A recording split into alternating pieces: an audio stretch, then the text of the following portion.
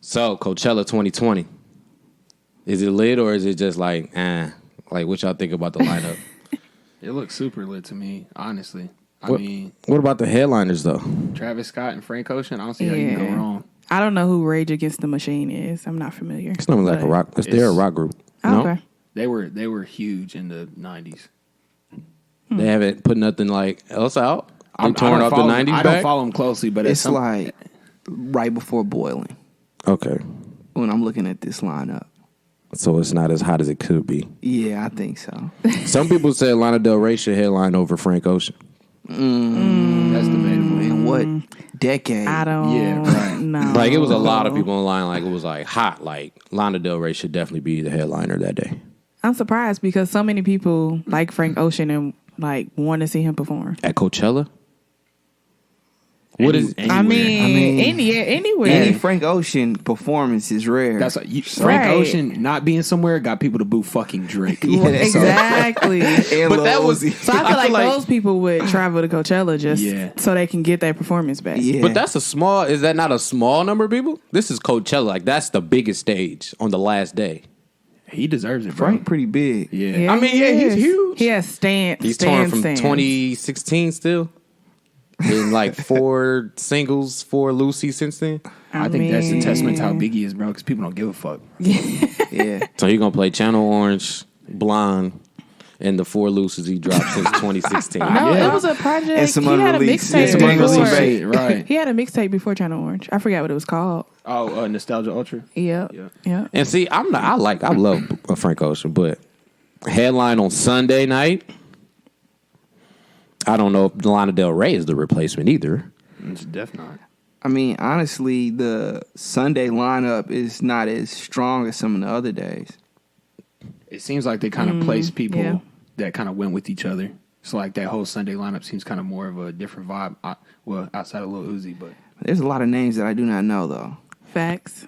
The kinda Travis wish- Day. Let me go back real quick. I'm sorry. The Travis Day. That ending. That headliner gonna be insane. He's Yeah. gonna put his all into that set as well. Yeah, he is. So that day, the Baby and Summer Walker got to step it up. I don't know what she's gonna do.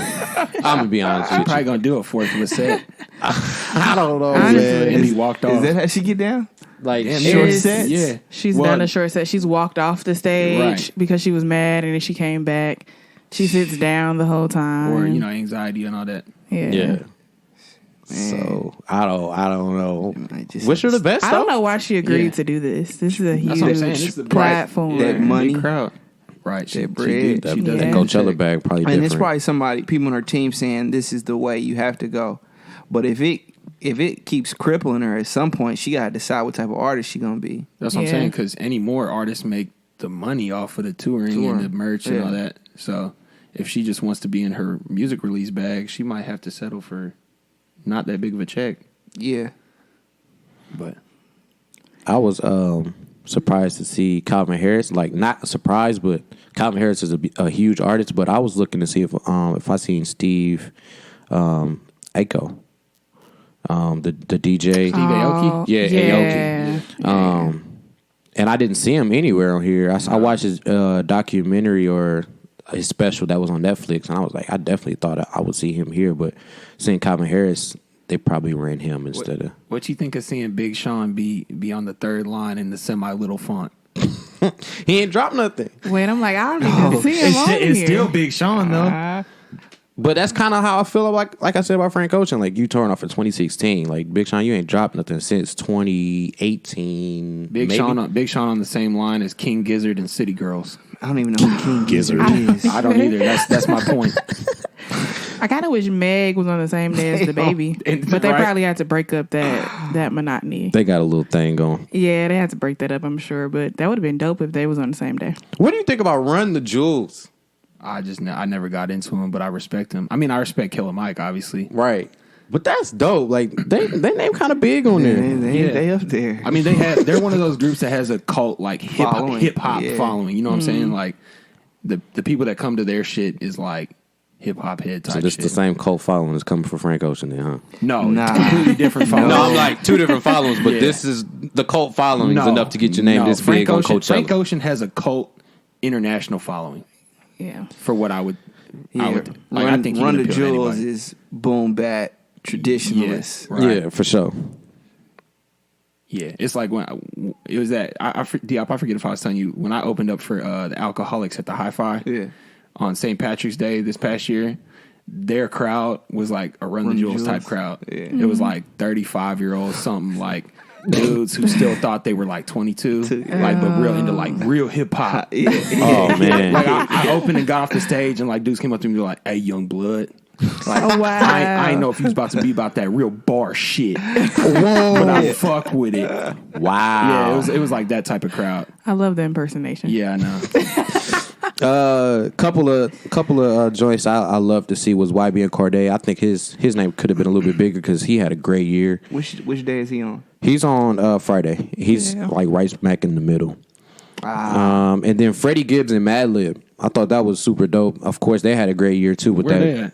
fantastic. Second Saturday. Yeah, they're on Like third the line. Saturday, like in the middle too. That Saturday's crazy. That's dope. Yeah. But seeing like Madlib on a Coachella poster is Yeah, kind of that's- weird. that's weird, Like yeah. you would never see like Right. Madlib because he normally like super low key. Like he's the Yeah. definition of low key. But those were the couple of standouts that I seen that I was like, wow, that's dope. I feel like Roddy Rich's set's about to go up on Saturday. Oh, yeah. I feel like that's gonna be the sleeper set of the whole fucking Yeah. thing. Do y'all know how his performance was here when he was here? Like, wasn't that last week? Yeah, so there apparently what I heard was it was fat, obviously, but there was a fight, and dude had to cut his set short, and once the fight happened, Vic Oladipo bounced too. Of course. Oh, dang. Yeah, There was a fight during. during the performance. Dang. Oh my god. Yeah, and he had to cut his set like 4 songs short. Which I mean, it doesn't seem like that much. I'm not sure. Right. I mean, I wasn't there, so I don't know how long he had performed. But from what I heard, people cut shit short, and Vic bounced from his own party. Well, I don't blame him. Yeah, I don't either. Can't have shit. Man. I know, right? That's what I'm saying. Every time it feels like. Damn. Yeah. Well, I know he gonna go up. I think he gonna put a lot into his set. I mean, he's climbing fast. I mean, fast, which is dope. Pink Sweats is dope too. I don't hear a lot about him. Are y'all familiar with him? Never heard. Oh, he's a singer. But he's dope. Sweats. So He's There's on a lot Friday. of names on here I damn near look up. Just 'cause Yeah, I was thinking the same thing. if y'all on here, you're probably doing something decent. Right. Right. And that's exactly what I like to do too. Like I like to get these lineups and see who's on them, and then see who I need to like look up based off of just pure name. Like if you got an interesting name, I might just look you up. Masego was on here. I just realized that. Yeah, His that's name cool. is That's small. That's an interesting point. Hey, shout out Masego, man. His He's name, dope. His name needs to be bigger on here. For real. He had one of the hardest projects of 2018. No name on here. Is it? No name was on there. I think No Name's gotten worse. Sunday. She's gotten worse. I think she's gotten worse. Remember she said she wasn't going to perform for white people. Yep. Oh, she's performing at Coachella. So she's Yeah. performing at Coachella. That's what I'm saying. Yeah. Hey, shit. like, a lot of her, If like- you ain't performing for white people, you ain't performing. But like, I think she's trying to like backtrack that though. Like, she's trying to say that's not what she said. But I'm Yeah. like, But no, it's like definitely that's what she said. literally what Yeah. she Did she said. Tweet that? Or was Hey, that in the I interview? tweeted She it. I tweeted tweeted that? it. Yeah. I feel you, No Name. Good luck, though. I mean, Right, like, them the ones like go they on. the Then ones at buying one the point, tickets. she go was off. saying she was done with music in general. Right. Yeah. Like, she's going back and forth with Oh, this stuff a I lot. hope not, because she's extremely No, talented. she's super talented. Fire. Did you see? It was like her, Smino, and like somebody else was doing like a little like group release type of stuff. Oh, yeah. I think I you see did that? see Yeah, that. Smino, Saba, and No Name. That's who Yeah, it was. okay. Yeah. Yeah, they put out, I think, 2 singles. Yeah. And they were hard. Yeah, they were hard. Really? I gotta did go back and those. check them out. Yeah. Thank you. Yeah. You're welcome. Wow. One's called Hagen Dazs. It's super hard. I like all those artists too, especially Smino. Yeah. He not on Yeah. here? Is he on here? I doubt it. Oh Doubt man. it. But no, G. Back to your point you had said about checking people out just because their name looks interesting. What do you think of that as far as like a new artist, like a name that you pick? You gotta have a good name, man. I know somebody that don't even listen to like Young Nudie because you're like, why would I listen to an artist named Young Nudie? And I was like, I mean, I kind of get what you're saying, but I like Young Nudie's So music. you I like- endorse people naming themselves just for some clickbait shit? No, if I feel like if it looks like you put some thought into it, I think you can tell like if somebody put some thought into to their name unless it's not just their regular name, like Calvin Harris, or you know what I'm saying? Like, yeah. Because I damn sure wish I would have thought of Wiz Khalifa, bro. That name is crazy. Yeah. right? Or you heard Wiz Khalifa? He was like, I don't know what he's on, so I kind of what is a Wiz Khalifa? Right. Emotional Another one, Oranges. I was just about to say that Emotional Oranges, and like Gobi is like he loves them for some reason. Emotional Oranges. Emotional Oranges, and they They're make good good, music, though. They and they're on honestly Sunday too. They actually do make good music for real. And I was like, I don't know why, and I really only listened to them just for the podcast. I did too. Like I would have never just by the name. I wouldn't have listened to that. All their like, covers what? have oranges on them, Okay. and it's like, you know, like I don't know. I fuck with the branding though. Yeah, I mean, shock value's there, but nah, we don't have a lyric of the week because we wanted to leave that for Gobi. So Yeah. we out. Shout out Gobi. Nah, screw your family because that's not what this is. Like, We know Michael Jackson could definitely came hard on that. Wale raps better than Nipsey. Are we questioning that? Standout tracks, there are none. I mean, we can give him a couple flowers, but I don't see what he's doing. Like, tell me, Give him a couple flowers. tell me couple what he's doing. dandelions Like, out in the I field. really. if you wrong, you wrong. I don't care if you black. Hey, Brendan, Or a we black stand with woman. the black girl. Well, I stand I with do the black girl. too, 100%. But if you're wrong, sis. Love you. Welcome to $3-4 Podcast, episode 210. Gobi's not with us again. Safe travels. He did make it to Ethiopia. He's out there chilling, hanging out with his family. So we wish him safe travels back, and hopefully he has a good time while he's there. So it's just gonna be me and Britt kicking it for the next 2-3 episodes, right? Yeah, 3. This one and 2 more. And 2 more. Yeah. How you doing today, Britt? Doing all right? I'm great. How Doing are all you? right? I'm doing decent. So we got Britt. Britt Why here with us. decent? Just decent, because this is new. Okay. I got to host today's episode. It would be great if Gobi was here. Right, it'd be fantastic if Okay, Gobi we don't was have here. to butter him up anymore because his head is already big. Right, so type shit. We're going to keep going. All right. And also, don't forget, always follow us on social media, Twitter, Instagram, Facebook. We are on all streaming sites, pretty much all of Google, all of Android, Spotify, Apple. Don't forget, leave comments, leave reviews. We need all that feedback. If you have music that you want us to listen to, always run that. And yeah, we got some special guests today. Double A and Diop. How y'all doing? Good, Pretty good. What's Pretty up? good. Y'all feeling good? Yes, Y'all sir. ready to get to it? Yes, indeed. Yeah. So we got a couple albums we want to review today, and we're going to interview these guys because they dropped a fantastic project, 5-track project, but we're going to get to that a little bit later. First, Diop wanted to review Wale. He wanted to come back to Wale, so we definitely going to do that. It's one of my favorite albums of the 2019. And Double A wanted to review Mariba. Yes, sir. That was an early 2019 drop. Yeah. Yeah, February. So let's start with let's what y'all want to start with, Wale or Mariba? You want to start with Mariba, maybe? Start with Mariba because I know you're more into the Wale. So Yeah, let's go ahead and start with Mariba. It was a short listen, man. It was only like 40 minutes. yeah, 13 songs but 40 minutes. I think she had like several interlude type tracks on there, which kind of Right. sped it up. That was different. I definitely seen all the tracks, and I was like, oh, God, here we go. It was, it didn't feel too long. Yeah, Right. it did. We go. Yeah, like I can't say I don't like I don't want listening to to hear you say Long anything Island. about feeling too long being a Chris Brown fan. Right. Oh, I have no problem with that. Hey, this could have been 45 tracks. You would have been like, oh, there's a breeze. Yeah. So Listen to it 3 times Right, in one that's day. what I'm saying. 13 tracks. The name of the album is called what is Jungle is the only way out. The Jungle is the Only Way Out. Long title as well. Yep. Like I said before, 38 minutes runtime. I listened to it straight through. I guess I'll just go first while I'm here. It was, we try not to say smooth, guys. Yeah. It was a, Diop can be an attestment to that because we had this whole conversation. Diop be like, man, everybody be listening to my shit, be like, yeah, bro, that shit was smooth. yeah, like I hate it. I need more than smooth. That's the easy one.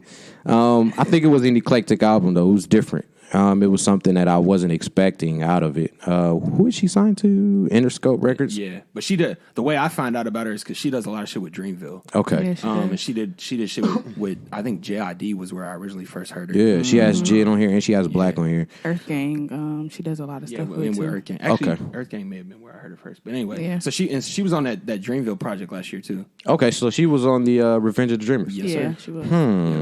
I had to see what track that was.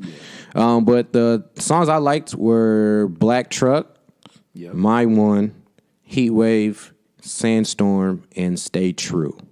I think those are about my favorites as well. And I tried not to like the ones that had features on them because I didn't want to seem biased, but those were the ones that I really liked a lot. Yeah. Yeah. It started out a little rocky. I didn't know what I was getting into. 1, 2, and then a little bit of 3, like the back end of 3, I was like, okay, I'm kind of getting it. I'm trying to understand what's going on here. And then when 4 came on, I was like, okay, I get it. I really liked that one. And then from then on, that's when everything got not smooth, but easier to listen to. Yeah. It rides. And that's what I was going to say. Where do you listen to this? This is not a car joint. I don't know. Honestly, I think I listen to it more because my fiance Jordan plays it a lot, and Sounds so good to hear. Congratulations thank to you you. too. Yeah. As well. Shout out to Jordan. Thank you. But no, she plays it a lot just around the house doing whatever, and then like we'll play it in the car. And some songs like Black Truck or Heat Wave, it's like you can kind of ride to those. Okay. Rather than some of the other ones that are more kind of just like mellow. you Yeah. know? Wait. On the Black Truck, how does the hook go? I don't Is this remember. like I'm about to pull up in And a all SZA was playing this in the crib the other day, and I was Yeah. like, "What is this? Yeah. This is It's fire! hard. Like I like this. Hey, Damn. And you know what's Look real at- dope? The fact that we have Diop here and talking about Mariba, she produced this whole thing. I looked at that. Yeah. and produced and composed on some songs Yeah. too. So that's phenomenal. Yeah. And a Matt. She produced this? Yeah. Okay. Yeah. So she's mad, like talented. She's Oh, a for sure. songwriter too. She was on Def Jam as a songwriter for a long time. Really? Yeah. So that's good. Love to hear it. What do you think, Britt? I enjoyed it. I think I mentioned this in an earlier episode of the podcast because I think the first song I heard was Black Truck. Yeah. And I liked it a lot. And then I went back and listened to the whole project. Heat Wave was dope with Black. My One I like a whole lot. Stay True was dope. On the Rocks was dope. But in totality, I really, really enjoyed the whole project. Like you said, like I don't know. I think it's one of those projects you just listen to in the house, Right. just chilling, doing work maybe. If I'm writing or something, and I'll listen to it. But I'm trying to find it. Though. it's like that. Like you said, you work to back, or you have to have something in the background. It's like background music, and that's what you work best to. Yeah, I think listen it to a fits in lot that of category. this artist named Taku, but they don't say nothing. So they're not singing. They're not doing I'm anything. about to say Taku, the producer. Yeah, He's fire. Yeah, he just makes like it just sounds like beats, but it's good music, Yeah. and that's what I How listen you to. spell it? TA-KU. He Yeah. used to be in Selection, or I don't know if he still is in Selection. They are but- dope. But Yeah. you listen to Janae too. So But I that's in listen to the same- Janae, Trip, and it's so eclectic and it's so different that I get lost in the words. Normally, what I do when I listen to her anyway. So, I don't know. I'll give it a shot. Next time I'm sitting and working, I'm gonna play this. I'm gonna give it a shot. I can't listen to this in the car. I'm just telling you that right now. It won't work. It's on some. It's. I hate saying smooth, but I mean, no. But seriously, like it depends on where you're going in the car. If I'm up at 5:30 driving to basketball at 6 a.m., That's not what you listen to, right? why not? This is like the wake up joint. Kinda, yeah. Okay. To me, See, he probably gonna listen to something that's gonna get him hyped. Yeah, I gotta get going. That's what I'm saying. I don't know. I don't know if I want to get You turned need that some- early in the you need morning. a cup of coffee, like Yeah. Right. attack the day. You trying to ease in? Yeah, you huh? trying to ease in. I don't play before. I can kind of Yeah. get where you. I don't know. My take on a lot of these though is I can hear them being the soundtracks to shit. Like I could see them being put behind film. Okay. And I think she did that in a dope way. She actually released like a short film. You know how Like a not a virtual, but you know what I'm talking about. a Like, visual album. A visual app. That's what she did. Okay. So and you can check that out on YouTube. I but definitely will. I love Yeah. visual it's- albums. Yeah, and it's really They help get the It's point beautiful. across better. It does. to me. Yeah. But I feel like it almost is presented better in that way. Okay. Because to digest it, you almost want to digest it in a sitting and watching a film like artwork type of way. And you know what? I feel that way about Lemonade. Do I you? think for you to digest and fully get Lemonade, you gotta watch the visual. I almost wish Yeah, you do. Kendrick did that with To Pimp a Butterfly. Yes. Yeah. He did that. He had a few of all the Yeah. videos he made went together. That's what I'm Yeah. saying. But if he would have put it all together, Yeah, because me going back and listening to it, I almost want to take it in like that more than just going back and. and I just think playing that's it why I out. caught Yeah. Blank Face like that too. And then sometimes too, since the content is so heavy, for me, I would prefer to watch that Exactly. than listen to it. You know Right. what I mean? Because when I listen to it, the images are created in my mind. When I watch it, the visual are creating the images. So if it's dark content, your mind can go as dark as you want by just listening to the sound. But Yeah. if you provide me a visual, then it's kind of like I'm contained to your interpretation of the depth. You know what I mean? So For sure. There's a lot. There's a few Yeah. like Blank Face. I got that. All my friends was like, "Why do you like this album so much?" that album's hard. That album's hard. It was greatly The put together. singles, when I heard the singles, I was like, it's on. Yeah, for real. Right. Crash And then I Talk. seen he released all the videos, and it was a story that made me get it too. And Boogie's album, Everything for Sale, Yeah, that he was released a visual album too. That was a great album. that was a great Solange album. did too, which I probably need to watch. I probably know watch that too. Yeah. Because I think it really helps too when there's albums that's really, really deep. Because it's hard with a deep album like that for you to contextualize it and figure out what they're talking about. So with a Right. visual, it helps. And so Solange, I want to go and watch it because I didn't get the album. It completely went over my head. The new one, The latest Yeah, one, yeah. He did. She did it. those Okay, sound I like need that. throwaways to me. Oh, Ooh, From Seat at the Table, me personally. okay. But that's just, you know what I mean? And maybe because Seat at the Table, I love that album. that album Yeah. was the hard. bar too. was high, and then I heard that, and I'm like, nah, this ain't it. So, Yeah, Seat at the Table was one of my favorites from that year. yeah. Mine too. But yeah, this one may have, and I keep like chalking it up to this Yeah. just went over my head. That's why I'm Yeah. not liking it. Yeah. So And I tried. I listened to it like 3 times and was like, I can't do it. I gave it 2 or 3 runs. and see, I'm like that. I'm like I was just telling my homeboy that was on. Shout out to Brett. If you gotta force yourself to listen to it Yeah. like 6, 7, 8 times, Give it up. just give it up. You don't like it, And search for a reason of why you should like it. Yeah. right? Like On nah. the third listen, yeah. I started to get it. But by the 7th, I was in. I was sold. Like, No, yeah. And see, that's my thing. Like top, like 3, that's it. Maybe a 4, maybe a 4. But if it take you 6, 7, 8, bro, you don't like it, and Correct. you can move on. So what do you think about shit that like an album that you heard for the first time and wasn't really feeling it, and then you hear it like 3 years later and you like it a lot more? That's Blonde. That's what Blonde was for me. I didn't catch it until like late 18, Yeah. Good point. 19. So what I'll say is some albums are meant for a different time period. So they're created ahead of their time. So Right. like sometimes sonically it just doesn't click because the rest of the world hasn't caught up. Yeah. That's one way. Or another way is you as a person change. Have grown. Your appetite change. Yes. It's like food. And it's like, all right, I'm getting it now. But 2-3 years, I wasn't that person, so I couldn't receive it. So I guess my point being, if you listen to that album 7 times on the first year, and then 3 years later you listen back and it's good, it So doesn't then- necessarily mean it's a bad album, right? Correct. It was you. Not necessarily bad, but you don't like it. Is Exactly. what was my Right. point. Right. If you listen to it 7 times now, and let's say 3 years from now, you really gravitate towards it, then I would say that was you dancing with your future self. Right. Type Your future shit. ear. You Yeah. couldn't figure out why you kept going back because Yeah. you didn't have the frame of reference to say this is nice For now. sure. The palette. Yeah. And that's exactly how I felt about Yeah. Blonde. Like when Blonde played the first time in 2016, I was like, I don't know what the hell I'm listening to. I don't know what he's doing. Agreed. For real. I was the same way. Everyone's like, you're crazy. I'm like, I don't get it. Then I I, don't get kept it. listening again. I'm like, okay, wait. Maybe no, I didn't hear that It shit. took me a year and a half.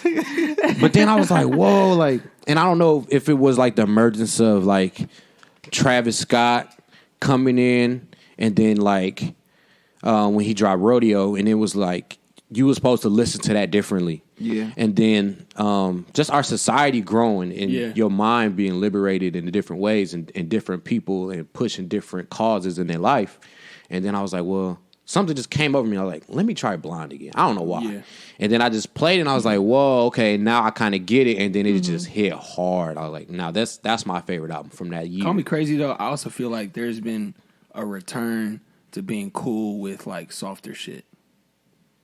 Softer as far as what?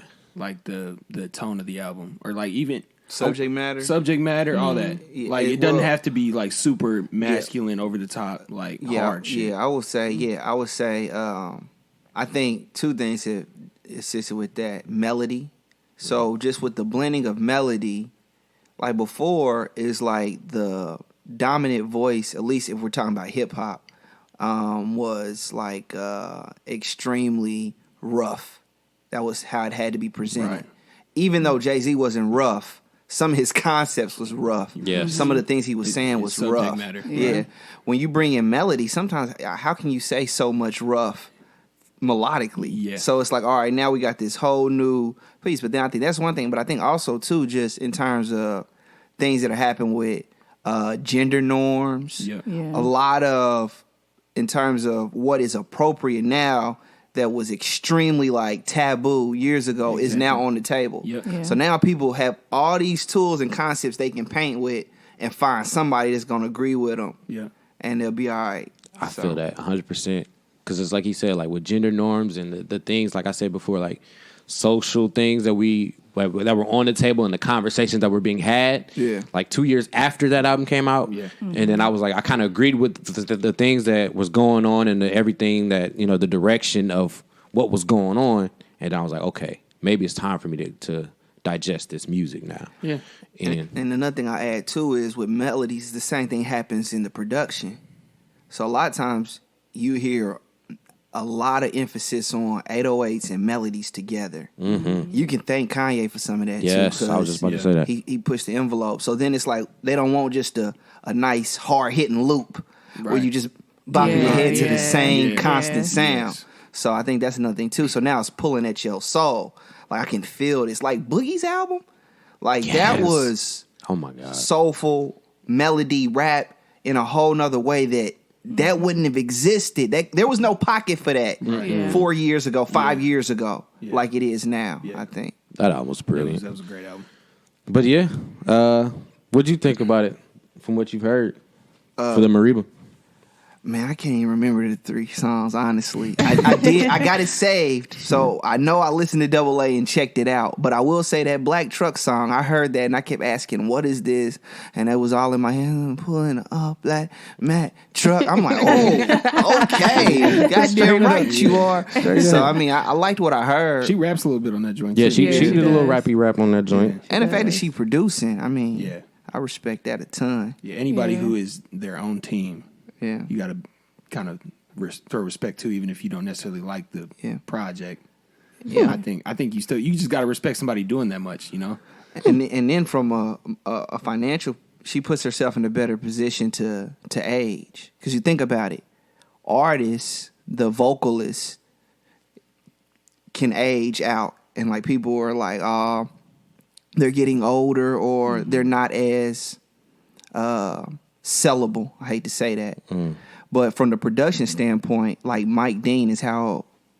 He's an old white guy. You're right. Mm-hmm. So because Scott Storch, we're not even thinking about how they look. Yeah. We're just thinking about the sound. Yeah. So she can generate revenue on both ends now, and potentially have a long private career without people knowing if she chooses. I get that from Kenny Beats too. Did Correct. not know he was white. Yeah. And he makes dope beats. Dope beats. Dope beats. But that's dope though. I think we should go back and listen to her. This is her first album, but she has like 3 EPs. So go back and listen to that, because she is, with the age thing, she's 30 now. Oh, okay. So I mean, and just her feature work is, Yeah, I need to find a song yeah, that's on Revenge. I probably liked it. I'm sure you like It that. was top 3 I don't for know me why I'm that year. spacing what it's called right now, but yeah. But Double A, did you have anything else to add? Nah, man. I also, I guess last thing I say, like, with me being a big Jid fan, I like what she brought out of him on that. He was almost doing kind of a duet with her, like really getting it, because I think he can sing. Yeah. And he I think is kind of not talked about enough as somebody who in hip hop does both of those realms. Remember on, I think it's The Never Story, right? That's the name of the tape, right? Yep. Yeah. Yep. He sung a little bit on that joint. Yeah. I just feel like I don't obviously know why people. I don't remember that. Because Yeah. I look at him more as a rapper. Because his Oh, he's a flow is rappity rapper. crazy. It's crazy. He's Right. a rappity rapper. Yeah. But And on The Never I Story, really like him, he but kind I of hit him a little bit. Yeah. But I'm saying she brought that out of him on Sandstorm, bro. That's dope. That may be my favorite song on the whole project. Okay. But I think this was also a palette one for me. I know it was only at the top of the year that it was released, but I also felt like I grew last year, and I feel like this grew with me. Is it was- top 25? of albums of last year? Yeah. Yeah. Easily. Yeah, I mean, not to discredit her contribution, but last year wasn't I don't think it was a big year. No, Lydia, I don't think you got any classics from last year, but you got some good ones. And it was a bigger R&B year than a rap year. Correct. I do agree. We'll talk about that. The album I played the most was Sir's album. Oh, Yeah. absolutely. Over and over and over and Absolutely. over and over. Preaching to Brittany's choir. Shout out to her choir in the back there. But no, let's that's Mariba. Check that out. Don't forget. That did come out in February. But it was a heavy album. It was dense. It had some joints on it, so make sure y'all check that out. And now we're gonna move to Wale. Wow, that's crazy. When did that drop? It was in the back half Was of it the like year. October? Yeah, I want to say it was a fall release. Yep, October 11th. October 11th, yeah. Yeah. 15 tracks. Runtime on this joint was, and of course we already went over this joint, but runtime was about 55 minutes. 15 tracks, a lot of features, a whole lot of features. I kind of like that. I guess I can just go from here. Of course, this is one of my favorites. Of course, one of my favorite artists as well. I always say that I think poets have a advantage when it comes to rapping because they're so good with the wordplay. They know how to put the words together, and they can build on their metaphors and similes a lot better than others. To me, in my opinion. I was just gonna say, while I agree with that, I also think sometimes the inflection and way that the swag they have while they rap it doesn't translate as well from poetry as it does to me. I think sometimes the poetry rap comes off as corny. Yeah, I think poets understand writing techniques. So I think that definitely gives them an advantage. I also agree sometimes it doesn't translate in terms of it feeling natural. Right. And another thing is too, and this is not just with poets, but it's really with any writer, but sometimes poetry makes it complicated. Simplicity. Yeah. You know what I mean? Like like with Wale, I like Wale. I think he's extremely talented, but sometimes there are songs I'm listening to and I don't know what he's talking about.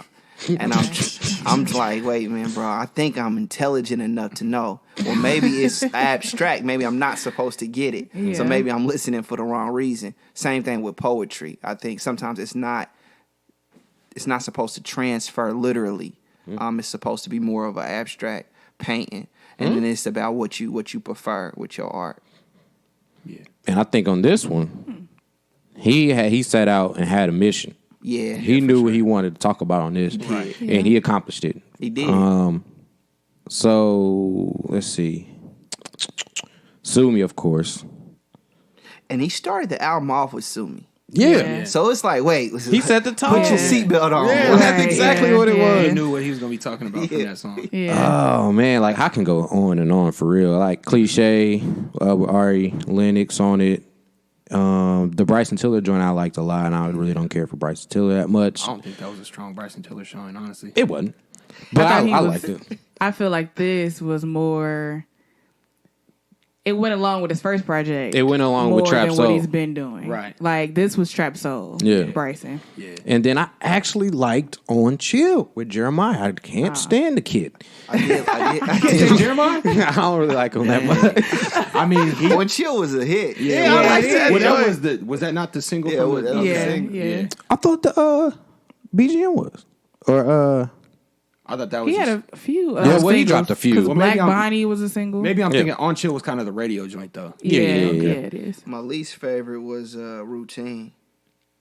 with Rick Ross and Meek. That didn't fit. Yeah, It was a Meek Mill song. Yeah. And it was a Meek song. Like the song itself is not a bad song, Yeah, but it's a I'm good like, song. this is out of place. Yeah, it was. It was. I think Meek damn near had the hardest verse on the project. To me, Oh, one of them. I think Megan had one of the harder verses on the project too. I'm floored. Hey, that's just me. Do you hate Wale? Meek's No. verse was nice. Meek's verse was nice. I wasn't ready to say that. Let me hold on, bro. Well, maybe Wow. You haven't gotten to my take yet, but I Wale verse on Routine was hard. yeah, no, I'm just saying. I was just complimenting Meek's verse. I think Meek had a very hard verse. Well, you complimented Meek and shit on Wale all at the same I think time. he had one of the harder verses on the project. Yeah, you can say That's all that. I'm saying. He said the hardest on someone else's album. Right. Hey, that's I mean, that's how you That's how he feel. felt. that's how I feel. Okay. I mean, sometimes And your featured artist out raps you on your song, And I but still Right. play Meek out champions. rapped him on his whole album. Right. Nah, I like Wale. I think I was more of a Wale fan up until like 2012 though. That's what I was gonna say. I was the same way. Like, do you remember like when he had like Nike boots? Yeah. You like Nike boots? Yeah. Yeah. Okay. I liked a lot of that sound. Then he transitioned his. I feel like Wale wrestled with the commercial platform, Yeah. which I feel like a lot of artists do. But his was a very unique situation because it was extremely public, and he was a unique flavor on his label because no one else in his yeah, he- environment was like him. He didn't fit. Right. Yeah, he didn't fit. But he was able to leverage that platform, I believe, for more viewers. You know what I mean? The thing I liked about this album was this is after he got dropped from his label. Yeah. So he got dropped from his label. You out here in the wilderness, and this is how you respond Yeah. Right. with something that has extreme replay value. So the songs were good, but it was also him doing that in the midst of his own life shit. Yeah, the chaos. Made it more impactful for myself because I can use that as a reference to talk to other people. That's hard. But you said 2012? Yeah, really. Whenever The Gifted came out, I think after that, he kind of started to fall off. Because then the album About Nothing came out in 15. Yeah, and that that was was hard. that one was good. That was Amazing. good. You didn't like the single with What was the Walker. single from them? Oh, nah. Which one was that? I just Nah. I don't know, man. Waka Wale just... Flocka and Wale. I don't remember that remember that song. song. No. I don't think I remember that song. No.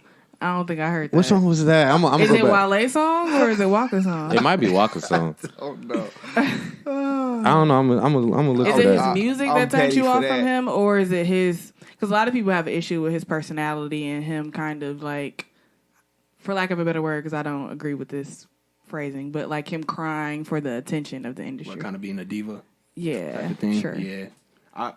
I don't know. I mean, I agree with Diop. I think he was struggling with the, fitting into the commercial mode. You know what I'm saying? And I almost see Big Sean kind of going through that same struggle right now. As far as like he's not going to be Cole. He's not going to be on that Drake. He's not going to be on that Kendrick realm just yet. I think he's probably tired of being second fiddle, and I think Wale was real tired of being second fiddle in his prime. So And it kind of got to me. So I got a quick. The song was no hands. It was walking. No, About the yeah, song. Oh, Okay, okay, yeah. But so do you feel like Wale and Big Sean are on the same level?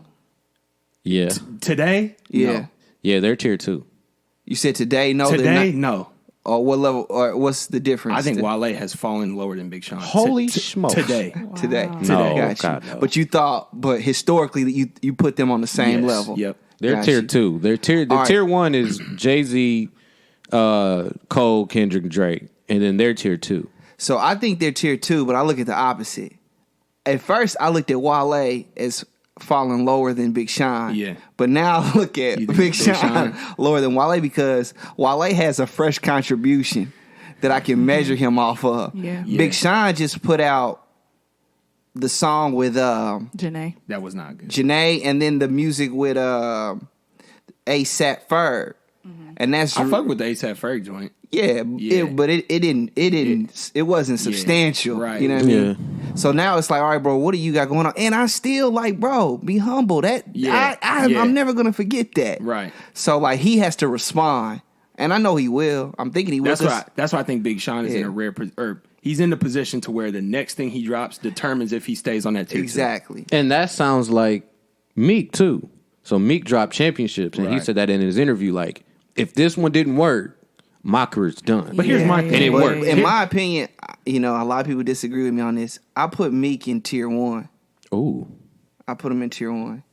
And the reason I do that is, first of all, the type of adversity he faced. Oh, yeah. Right. So that's one. But also, he speaks to a pocket that none of those tier 1s speak to. No. Except for Jay-Z. But not so much now. Jay-Z's not so much now. Jay-Z's not in the tier. He's not even on the court no more. Yeah, and now we always talk about that too. Like we talk about when you said that, I was like, should he even be included? Yeah, but like I think so. He's achieved legend status. Yes, and so like we talk about higher than tier 1, like the best rappers, we never mention Jay-Z, but it's like unspoken. You don't have to because we know already. Yeah. Right. Well, and the reason, and another thing, the thing about Jay-Z is that his contribution will never be questioned. You know what I mean? We're still measuring these artists' every move. Mm-hmm. Even Drake. Yeah. We're still like, all right, was that a smart play or a bad play? Is this a good album or a bad album? Jay-Z could put out 2 bad albums. Which I don't think he has put out. He hasn't, but I'm saying his contribution is still cemented. It's done. To an extent, bro. I think a lot of tier 1 could put out 2 bad albums and people would still eat that shit up. I mean, one of them did already. You probably For right. Your Eyes Only. It was bad. You probably right. Bro, but are we going to wake up and they're going to be 40 still at it? Yeah. They probably will. You think so? Especially, I think Drake could fart in the microphone and people would eat it, bro. Of course.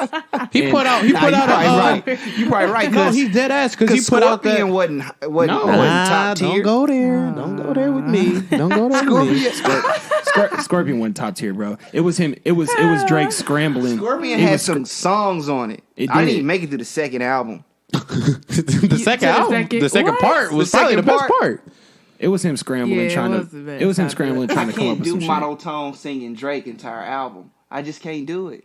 And he talked about that on his interview too. He did one with Rap Radar, and he was like, "I probably shouldn't have did the double joint because I was just in a mode where I was so focused on doing the Notorious B.I.G. Ready to Die joint, the two double disc joint. I wanted to do that."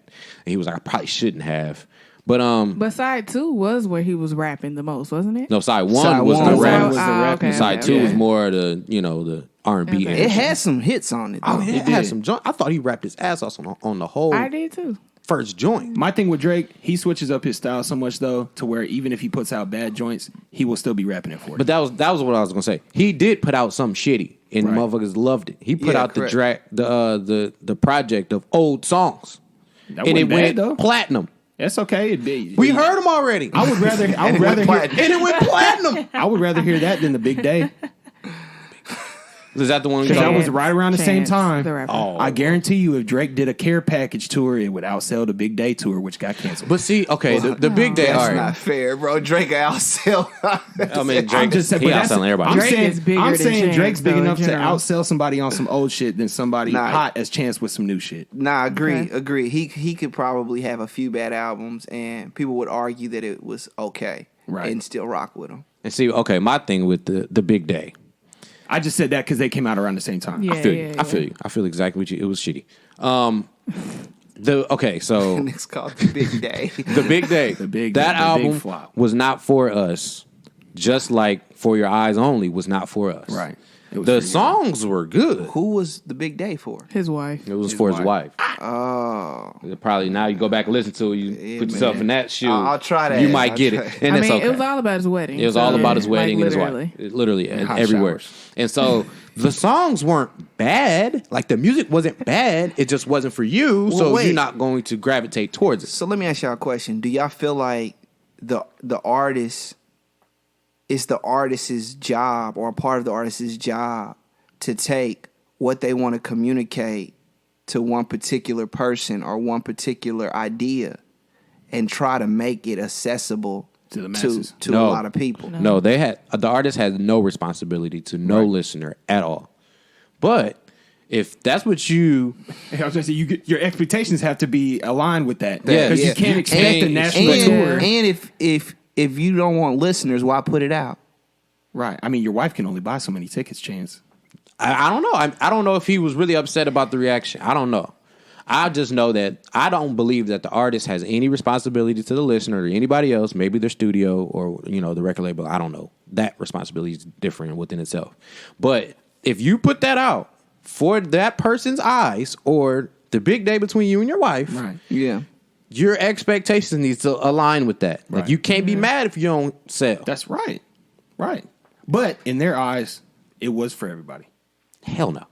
You see what I'm saying? In their eyes, he's like, oh, this shit hits. No. I think he And- wanted the music, and- the sound of it to, because there was a few bops. No, I said think that. maybe he wanted that to translate and like everybody would like it based off of that. But no, I said that. Both those albums had good songs. Right. Both the albums were good music. Mm-hmm. Like if you listen to just the music itself. Yeah.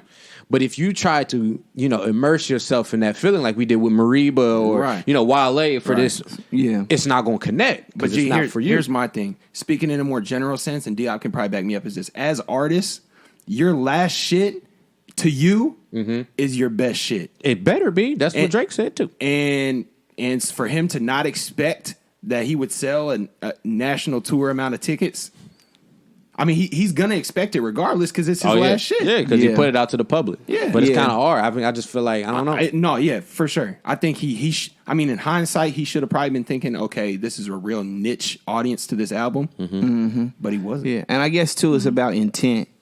Because, like, for me, anytime I put something out, if someone listens to it, I'm trying to have impact. So I take feedback and say, all right, why wasn't I able to impact? Maybe there's nothing I can do with that listener. Or maybe the way I packaged or approached this concept didn't translate, or maybe it did. So if he went with the intent of, I'm going to make a project grounded in how I feel for my wife, and purely that, then he accomplished his intent. Yes, he did. But simultaneously, by putting it out, he gambled parts of his career with that intent. And maybe it's not a gamble to him. Maybe his contribution to his wife publicly is that important. Well, and him canceling the tour and not selling enough tickets, he spun it as, I'm going to cut it off because I want to spend more time with my family. That's what he said publicly? That was what he Holy came out moly with. donut shop. He just said, yeah, y'all, I'm going to cancel my tour. I really just can't sacrifice this much family time. And everybody's like, I remember that. Everybody's like, yeah, okay, but you ain't selling them tickets though. I don't know. I mean, I just think that's the tough spot of being an artist. Or who are you doing it for? What are you doing it for? What are you doing what's it your for? what's your intent? What's your goal? Because you can get lost in it quickly. Well, we just had the Summer Walker conversation. It's the same thing. Yeah. What are you? What is she wanting to accomplish? If she don't want to tour and she don't want to perform in front of people, where's your money going to come from? Yeah. And that's a tough thing I had with Summer too. Like, if you have the social anxiety and you have a tough time on stage or this, that, and the third, or you don't want to interview, you don't want to meet these people, you want to be. I was of the mind of don't do it then. But of course, Gobi and other people say, like, if your label puts you in that position, like you were saying earlier, then there's only so much you can do. I'm just of the mind where if I'm an artist, I want to make sure I maintain that freedom. If I don't want to do something, I don't want to do it. I don't want to sign that paper if you're going to make me do something that I'm not comfortable with and I'm medically not comfortable with or mentally not comfortable with, And that's, I don't know. And of course, I don't have social anxiety, so I don't really know what that is, what she's battling with. I can't speak on it. Right. I can because I have a lot of social anxiety. But I think I've worked to, like, mask it, you know what I mean, in terms of where I can turn on a light switch and now I'm a social being for that time for the reason. So, but a lot of times I'm not out publicly, right? You catch me if you do. If you don't, then so be it. There was a time period where I was like, I'm done performing. I'm not gonna perform again. So then I'm like, well, if I'm not gonna perform, how am I gonna build a brand? And so now I was like, all right, that's too extreme. I'm gonna try to find ways to make performing comfortable. I'm gonna try to find ways to make and then sometimes another thing is once you have some degree of success, some of the things people say to you can make you uncomfortable. Oh, I listened to your song and it got me off. Yeah, and it's like I wasn't ready for that conversation right now, right here in the middle of this venue. So I'm only imagining, magnifying that times millions. Or like Andre 3000, he has social anxiety issues. So whether or not she signed that contract and they say you have to go do it, if it becomes something that's negatively impacting your health, then that shit don't matter. Because if you keep doing it, you're not going to be around here to recalibrate and figure it out. Yeah. Right. So that's what she's got to decide. And another thing, too, is a lot of these people, I shouldn't say a lot, some of them start off just enjoying the art form. Yeah. And Summer Walker strikes me as an artist. Yes. Not as somebody like I'm about to do this and they quickly make some money. Right. So I think her spirit would be okay if she decided I'm just going to make music. Right. And take a step back. And she's made a nice amount of money. Hopefully Right. she got some tucked away. Right. So if she decided, all right, I'm done with that, I think she could be okay. Some people wouldn't be okay with that because they would judge themselves as failure because it was more of a business opportunity or a social metric. I need to blow up and become the biggest artist metric. And she seems like she's finding out those reasons publicly. Mm-hmm. And if she figures them out, that art that comes from it will be amazing, phenomenal. Yeah. That's real though, because man, I've thought about this a lot with myself, and I've had conversations with y'all. It's like if it stops becoming fun for the reason that you originally started doing it for, what's the point? Correct. Mm-hmm. Because for me personally, I started doing it because I enjoyed it, and it was just something that I enjoyed doing. And it was creative. It was an outlet. And you enjoy getting better and at I it. enjoy getting better at it. But then once the requirement starts coming of performing, 2018 talking to this double A. person. Exactly. 2018. Yeah, it was We talked fire. about this. Yeah, exactly. That's what I'm saying. But once you do that, man, one of my favorite things Diop ever said to me was Indianapolis is like a lap. And once you do that lap and get to that finish line again, and you're sitting there like, what the hell do I do now? Yeah. It's like, where do you go from that point? And he was like, honestly, man, like, you know, Diop's been at this for a minute. I've done my fair share of the lap. You know, it's like, you did the lap. You did. You that's did the what I'm lap. saying. But I'm sitting here like, damn, like, okay, do I want to put in the time and effort to take this to another level or another lap? You know what I'm saying? Or get bigger. And part of me is like, is me putting that time and energy to that, taking the fun out of it? That's what I got to ask myself. Oh, no, bro, that's a great That's question. a good ass question. And it's for me, it was both. It took some fun out of it, but I learned some stuff. Right. So when you start to, all right, I'm going to try to build a platform. I'm going to try to invest in other artists. I'm going to try to mentor and manage spaces. Right. That ain't making music. Right. But you'll look back and be like, there are major fruits that have came out of that. But I still was like, no, we about to do less and less and less of all of that. Yeah. But You know you're what I mean? enjoying it. Yeah, Yeah. correct. Which I think is the most And important when you thing. don't, because like, for example, how many shows did you do last year? If you had a rough number. I'm not sure. Less than 2018, that's for damn sure. How many did you quarter do in of 2018? Shit. Oh, shit, I don't know. I lost count, bro. We was gone every weekend, Too bro. many. Yeah, there was a stretch, I think, from August to December where it was every other weekend. Yeah, that was like my 2014. Yeah. Where I think it was like 50, 60 shows. Right. And then it got so bad, my body broke down. That's what I'm saying. So my voice, so then it's like, man, what the fuck am I doing? Real shit. You know what I mean? And it's like, who do you really expect to come out that many times? Exactly. And then it's like, bro, these are the same people. Yeah. Yeah. Over and over. And then another thing is you look up, oh, he'll be performing next weekend. Yeah. I'm not I'll going to wait. come to this show. Right. Yeah. So then it's like, oh. You're devaluing yourself as an artist. Exactly. And then you don't have enough time to load back up. What's the next creative mission, the Right. creative expression, or just to live life. Yeah. You know what I mean? Because you're a business owner. Right. So as a business owner, there's a whole nother life outside of this music world because this is its own universe. Yeah. But yeah, the Indianapolis has a very short boom, boom, boom, boom, boom. But that's because just we got to figure out how to build the industry and the infrastructure up. But once you hit those things, then you got to become extremely creative to make it engaging, or you got to use this as a launch pad and explore other terrains to find things to pique your interest because you'll outgrow the lack of infrastructure here quickly. Right. Oh shit! While we here, man, let's talk about the project. All right, cool. Yeah, I think that's a good segue. Let's talk about the good old journey through Indianapolis, the good old lap. Yeah, Let's talk yeah. about the project, man. We got 5 tracks, man. Right? Yeah. Is it 5? Right? Yeah. Yeah. Runtime was Short, 15 minutes. 16 minutes. Yeah. Of course, I'm gonna give you my reaction here. All right. Of course, the first three are my favorite. Yeah. Because you was rapping.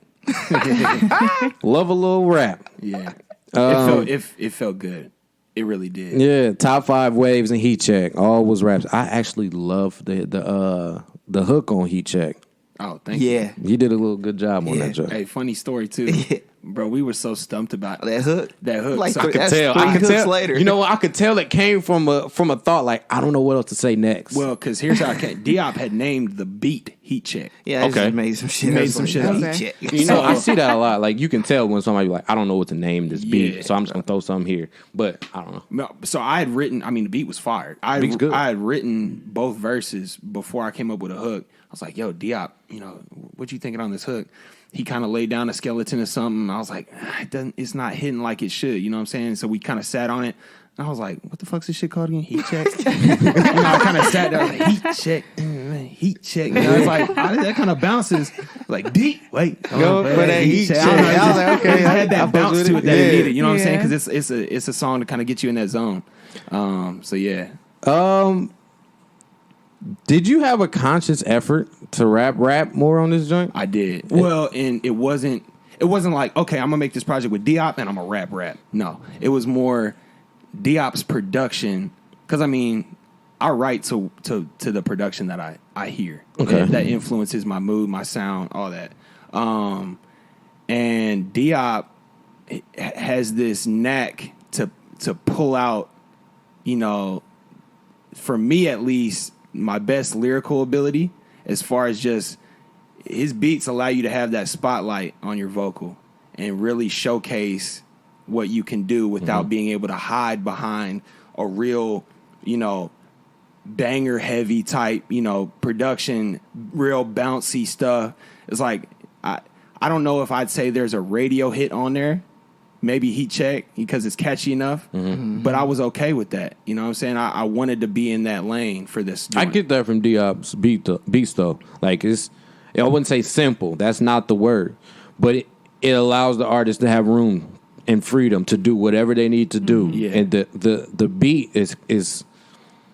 is complex enough that you still feel Diop, Right. but he gave you a lot of room to work. So you can do whatever you need to do, and like you said, it's gonna pull something out. That's and what I I'm really saying. appreciate that. And though. I couldn't, you know, for me, the writing process was more like, you know, I was trying to get in my bag with switching flows, you know, layering rhyme cadences, doing stuff like that, rather than just like saying a word here or there, kind of bouncing over the beat. You know, I was like, I'm actually trying to say something. I think my lyrical content was better than it's been in a long time too, as far as just what I was talking about. Yeah. So, because I feel like I'd almost like compared to my releases from like 2015, like with the feel and all that. Like, I don't know, some people listen to this might know what I'm talking about. Some may not. You can go back and check it out. I think my lyrical content was back to that type of level of just content wise, mixed with my improvement of just rap skill. Okay.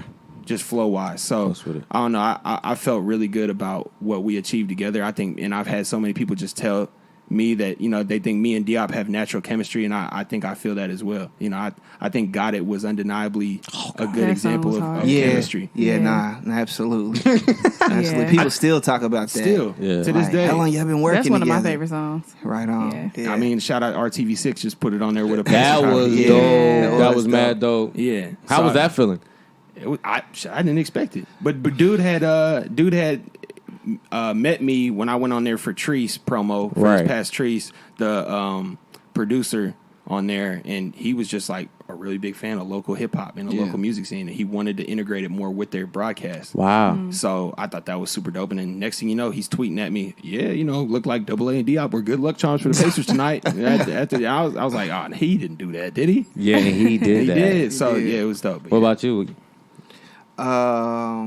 About the That feeling of the RTV Oh, joint? no, it's definitely a good feeling. I mean, and I think he was tweeting about how more that needs to happen, and I responded to him. I was like, that's a clear example.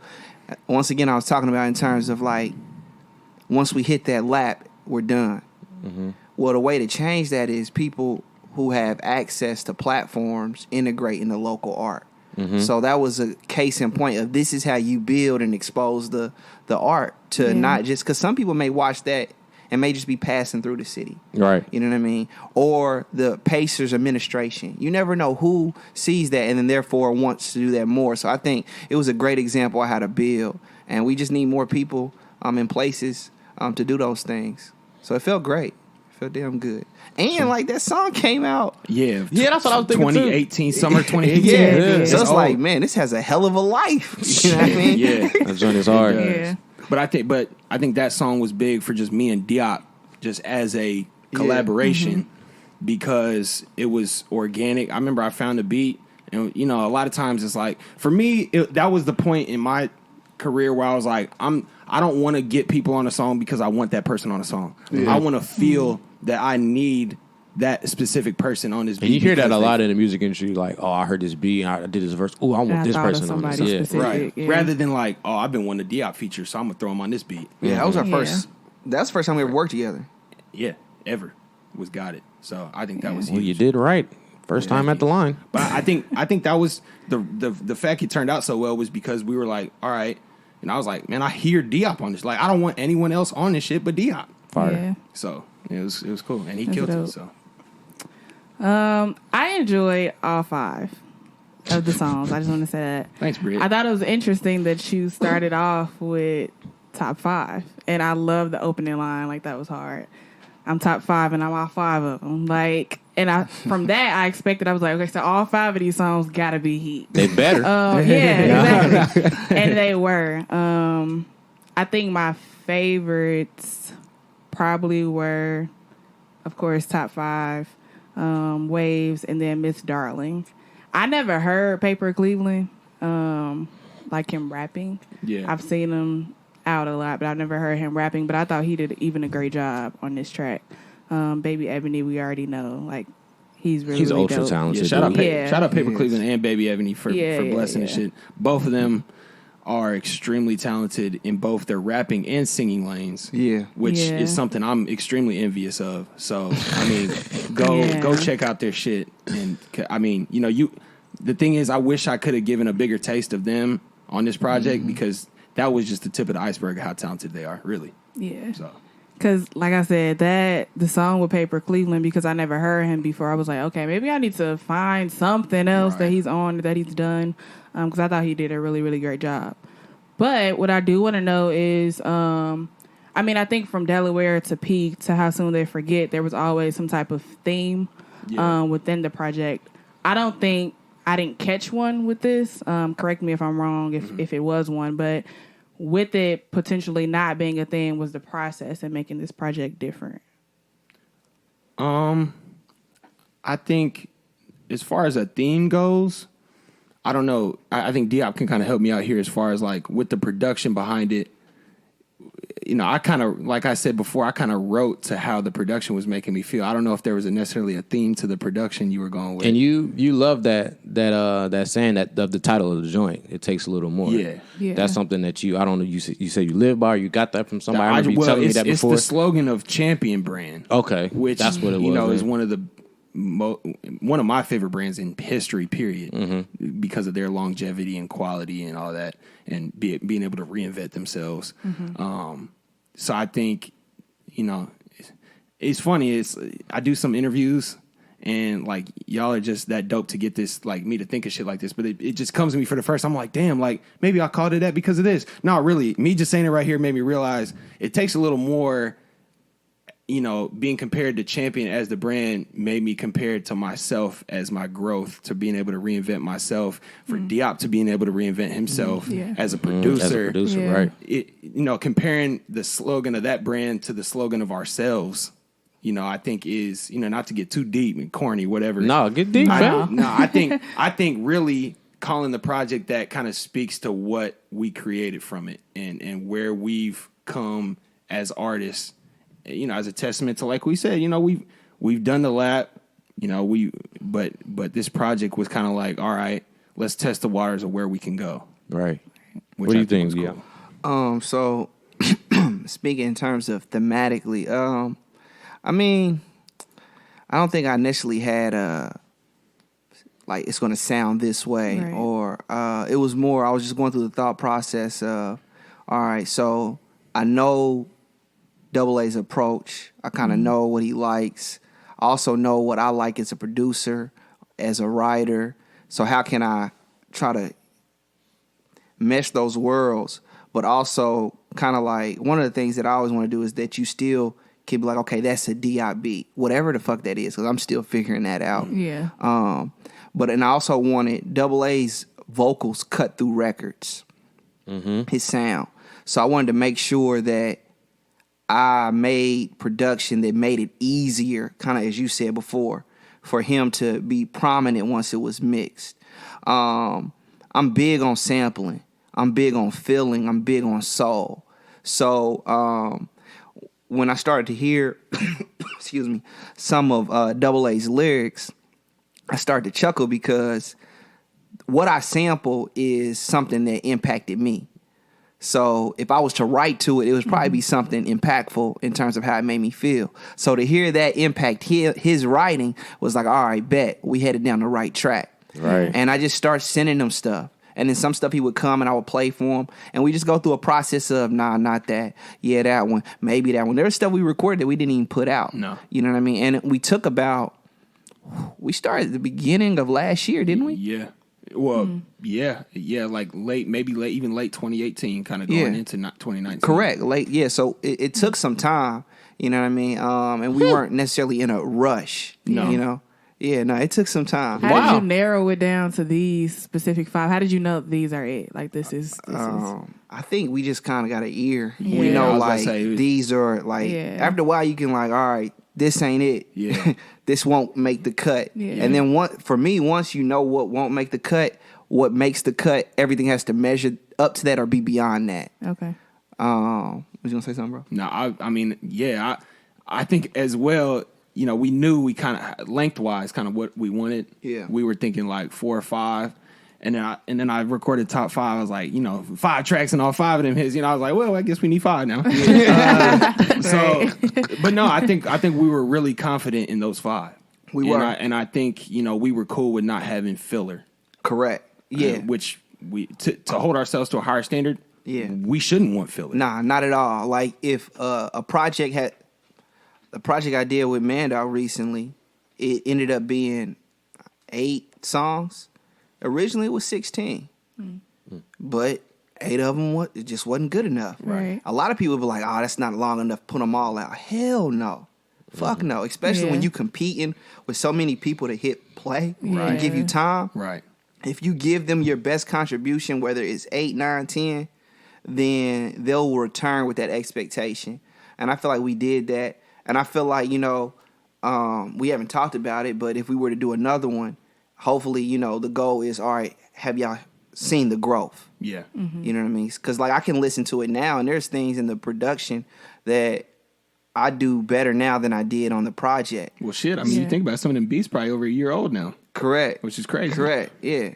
Couple things here from what y'all have said so far. To finish my review, of course, the first 3 were the ones that I liked a lot, and I was already in a mode of the rapidy rap mode, and then obviously it switched a little bit with 4 and 5, especially My Darling was number 5. Yeah. It was a hard turn for me. Because it went from heat check to... And then just right, whew, I was like, whoa, shit. Yeah. So not to say that those 2 songs weren't good, but they didn't fit to me, but they were still good. Right. Which is funny you say, because I almost agree to an extent to where there was a switch. And I think what was interesting was with the Miss Darling beat, we were kind of perplexed as to what direction to go with that. Correct. And then Paper's genius came in to where, bro can record an album in 2.5 hours. Yeah. Yeah, you can. And, he can he's a hook master. He's an idea master. He knows how to make shit sound good. Yeah. And he kind of came in with his idea, and I don't even think I was in there on that session. Nah. It was just you and Paper? Just me and Paper. And Diop played it back. I got back in there. I was like, yo, you ever figure anything out to that beat? He was like, actually, Paper laid down this hook for it. How about that? And I know, Fox had kind of thought about, we thought about possibly having Fox on there. That didn't come through. Paper laid down the hook, and that was, to me, that was kind of, that led me into the direction of obviously how I wrote that song. Mm-hmm. So I mean, it's, I don't know if you, when you said you heard the switch, which I kind of agree with, did you mean more of content or more of the beat style? The beat style and okay.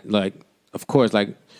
Because to me, so when you told me about the album, of course you told me about the album well before. Like I got something coming with y'all. We working. Right. And then when you announced it, then we talked again. You was like, "You gonna love this because it's rap." Yeah. And I was like, "All right, bet." And then 1, 2, 3, rap.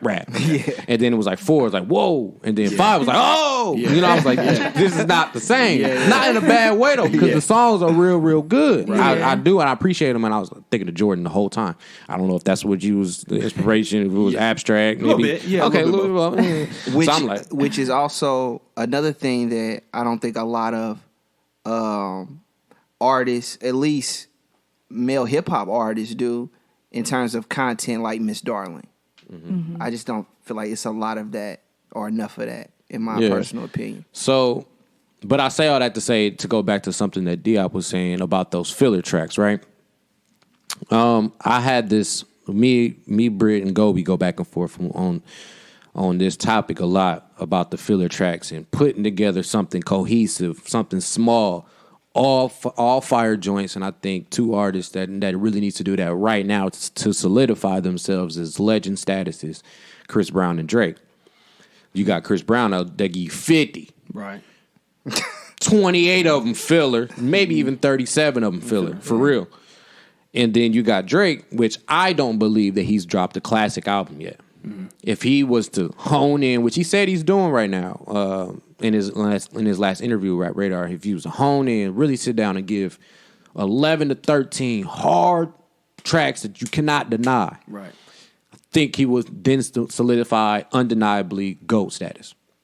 Now, y'all talked about, you kind of set the stage for this joint with 5, right? You fucked it up with the lyrics, dog. Sorry. And Diop was saying, there was a lot of them that y'all, threw to the side. Where's that challenge? I honestly go into the booth. I don't know. I want to give you more than 5. But I've recorded 13. I only got 5 good ones. Where do you go from there? I want to give you at least 13. Do you, the 6 or 7 that you threw away, do you go back and maybe make those better? Or do you start from scratch? Or how does that work? So, before I answer that question, I don't feel like Indigo is a lot of filler. But that's just me. Indigo? I was thinking more of a Heartbreak. Yeah, I don't. Oh, okay. Gotcha, yeah. Indigo, I like Indigo. I don't think Heartbreak was filler either. Not 37. I think it was like 10. Yeah, but Indigo had me. I'm like, oh, bro. Indigo, I love it. But a lot of people don't like that album. I don't know why. I think that was a lot of people do not like that album. I think it was too closely compared to Heartbreak. Yeah. But so I'll say now I don't have that problem. Because now, for me, less is more. Mm-hmm. And then also, too, the way music is consumed. Mm-hmm. So, like, if I give you 4 or 5 now, I still put myself in a position to do multiple releases throughout the year and not oversaturate you. And people want a constant, like, something new's out. So I have the option to do a steady stream. If I give you, like, 15, 20, people might not want to hear from me again. You know what I mean? And as an independent artist, I have to budget the photos. Yeah. I have to budget the music videos. Mm-hmm. So if I go all in on one project, and let's say that project don't hit the way I want it to hit, I got to regenerate those resources and ante back up in the same year. Mm-hmm. I may not want to do that, but if I give you 4, all right, let's see. This is bubbling. Maybe one on there, it cracks. All right, boom. And I can reposition myself 3 or 4 months down the line with a totally different sound, a whole new visual expression, and not break the bank.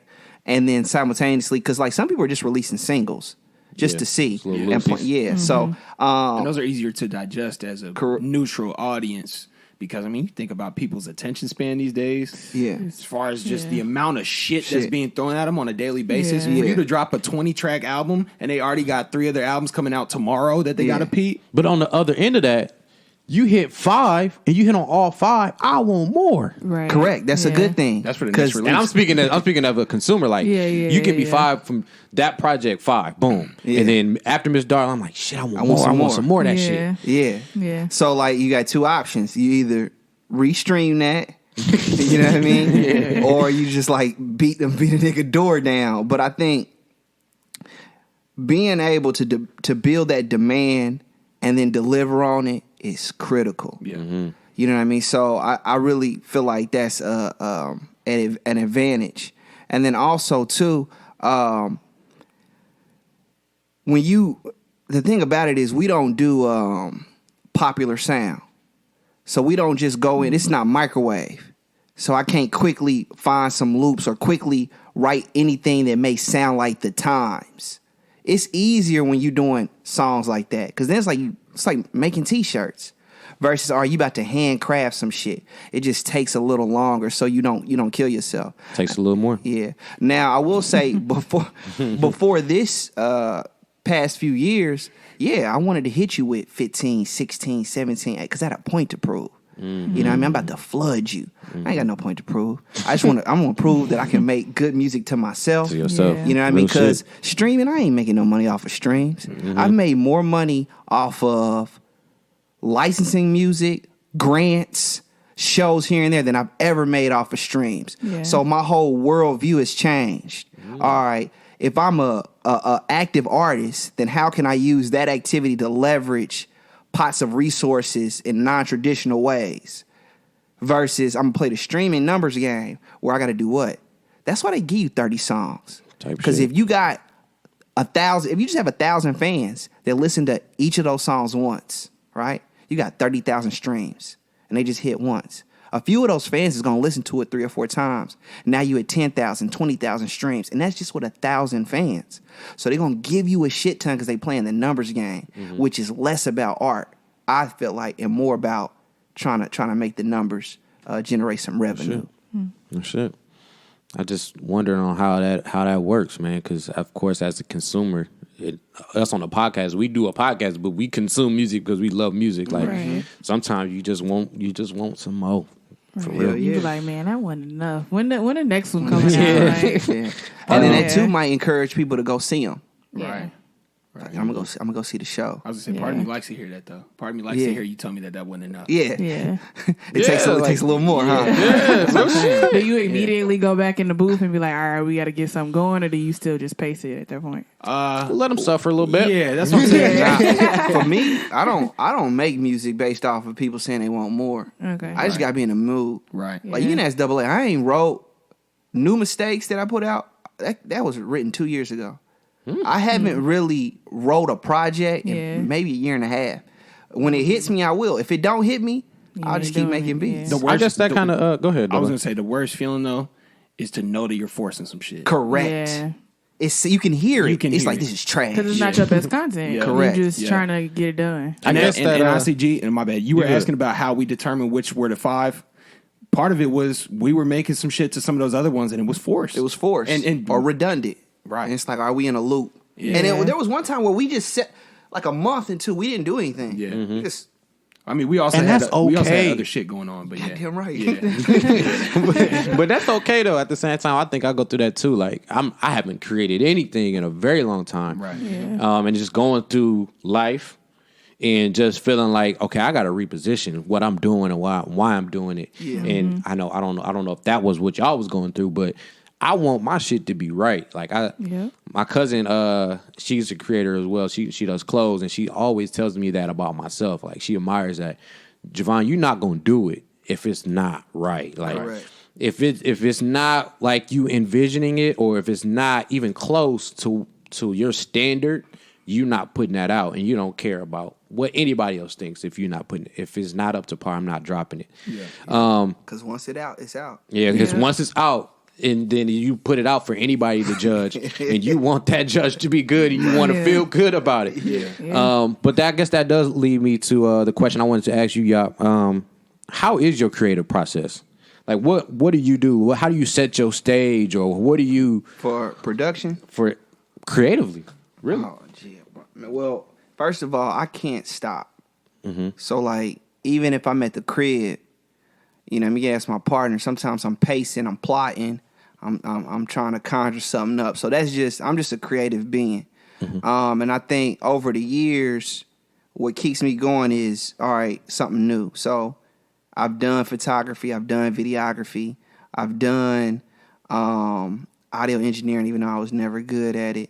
songwriting, rapping, now production. And so that feeds me, but also transferring those skills to other people feeds me. So like, you know, a lot of people throughout the years, you're like, all right, how you learn how to do that? You got time? You want to learn? I'll show you. That feeds me because then they take that and they'll create something or impact their life, impact their world in a whole nother way. So I think that's just in me. But also too, I'm just heavy feeling, you know what I mean? Empath type stuff. So Summer Walker said that she's an empath. yeah, so like energy. Sometimes that's why when you go out, like Summer Walker piece, when you go out to a club or go out to a show, it's so much energy. Oh yeah. And so, you know, the more clear you become, the more you can determine, is this my energy or is this someone else's energy? Or is this the energy of the space? But if you don't know that, it all is internalized and you got to sort through it. But for me, I create two kind of ways. One way is just repetition. I'm just trying to stay in shape. So I'll get up and I'll make a beat. I may never do anything with this beat. You know, I got like over 300 beats. Nothing will ever happen with them unless somebody come and say, I give you some money for them, they can have them. Right. You know what I mean? So, but I don't want to fall off. Same thing with rapping. I may not written a song, but I'll freestyle. I'll study the industry because I want to stay close to the culture. But at some point, something that hit me, something that inspired me. It may, like right now, I'm playing with the concept of a project called Abundance. And that's just because I feel like a lot of people struggle with the idea that they have abundance in their life. Some people really feel like they have no access to nothing. All right, so then how can I create something to plant in people's mind that they have abundance, and by having that thought, they can create abundance? So that's just, I haven't wrote anything. I haven't made a beat for that. I'm just letting that manifest and sit with it. And then there's going to come an experience, a conversation, a movie, a book. All of life is going to tell me, now's the time. Real shit. And when that switch hits, I'll cook up. Like when I made Still Shine, I made that in 2 months. One of the hardest projects of 2018. People. Yes, it was. Right on, yes, bro. It was. And you produced it too. And Diop, tell them how long you have been producing before that came out. Pop your shit one time. A few months. I probably said like 3 or 4 months. 3 or 4 months. This man produced an entire project, and it was shitting on half you that year. And in a couple months, we'll hit 2 years. It's been 2 years. Yeah. Sorry, I had to gas my man a little bit. I appreciate that, bro. No, I do think that's my best project. Period. Yeah. So yeah, it's heavy feeling. But once I know, and I'll know because I'll listen to that fucking art, and I'll be like, hey, bro, you got to do something with it. Real shit. And then let the rest take care of itself. Real shit. Britt? I mean, I think a question for both of you. I know you said you're still trying to figure out your sound as a producer.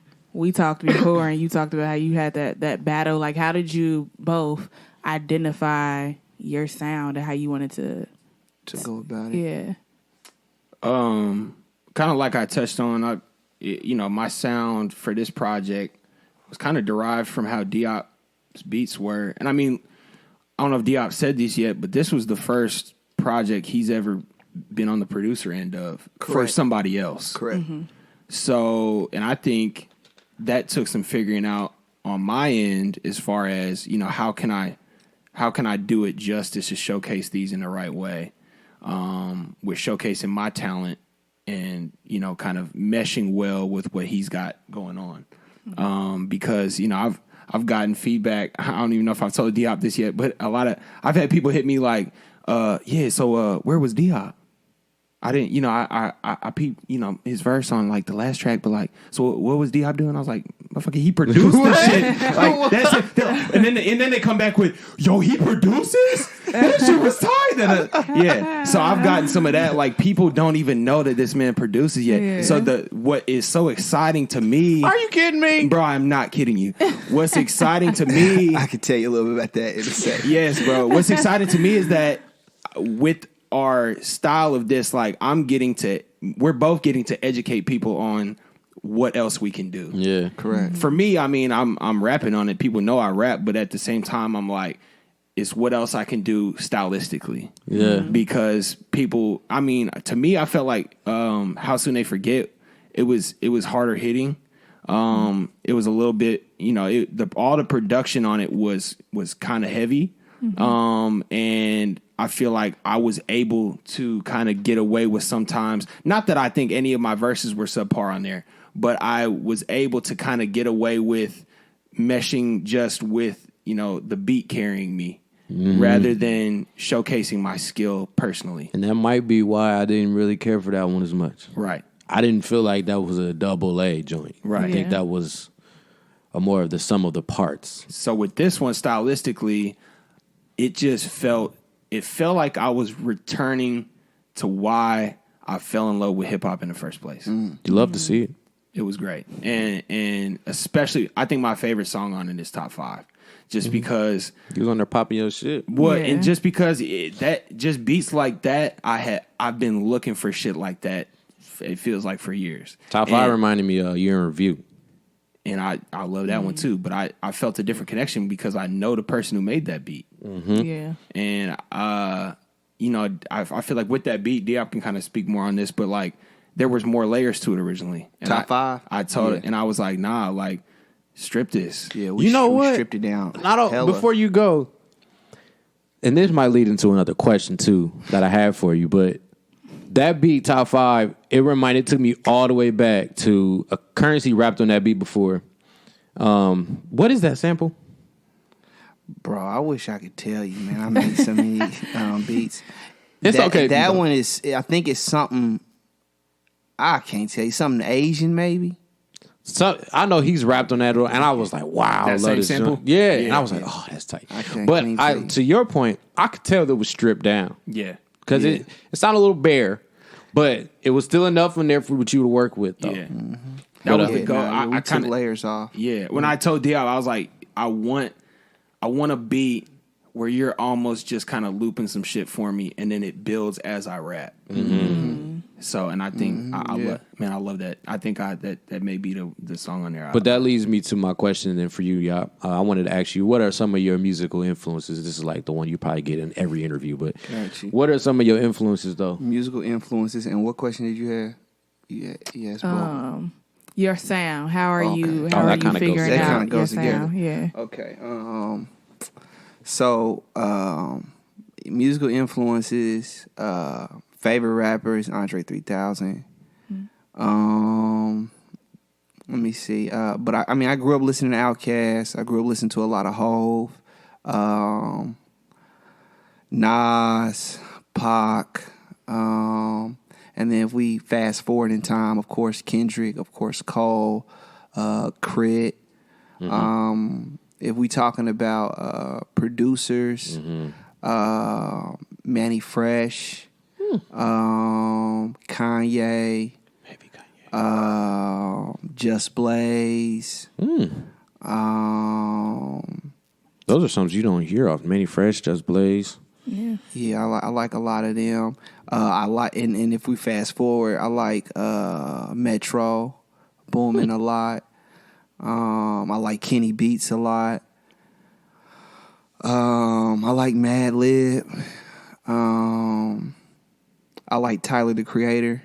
He's amazing. As a producer and a writer, just all around. He's amazing. I like Big Crit as a producer. He has a cheat code. Not to cut you off, he's the one that I feel like every artist should aspire to be. And that's a huge compliment. Because if you can honestly rap and produce your own shit, he's doing it at the top of the tippity top of the level of in which doing it. And I just came up with this comparison in my head because we talked about earlier. We even touched on it, like with Mariba, but producing and being the artist on her own shit. And then when you talked about those are some of the best. J. Cole does that, and I don't like when he does it. I think he should get other guys in the booth, and I think that's why I really like Revenge of the Dreamers, because he got other guys in the booth, and he was able to just really just focus on rapping. Right. Yeah. And I think I enjoy his rapping more on that. I hate when he does it. Stop making your own beats, Cole. Find somebody else. Cole's a good producer. No.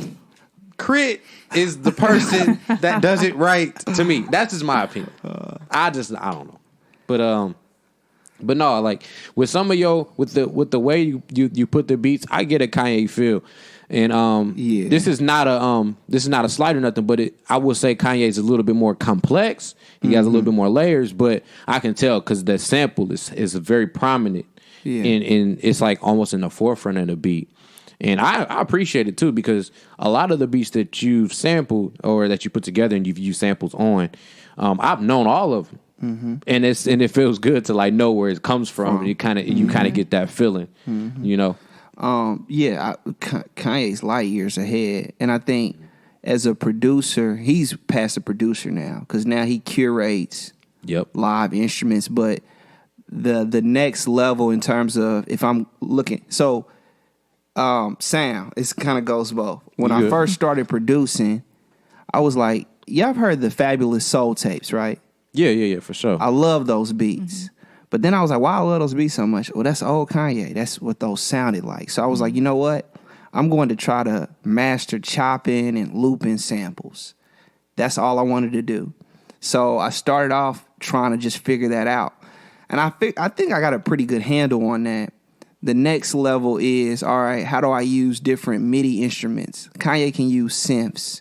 He can use different sounds that he plays over the samples, or he takes the sample entirely out and the beat is still robust and has a lot of feeling. So I think in terms of my next level of maturity as a producer is how do I, one, purchase all the fucking plugins that I need, but create sounds that are not necessarily always sample heavy, but can still provide nostalgia. Because that's what he can do. That's what the greats can do. So that's one thing. But I think in terms of people like Mandog and Willis, I have to provide them a lot of credit because when I first started producing, I just looked over their shoulders. And when you think about, they have very different, unique styles of producing. So I've learned different things from each of them.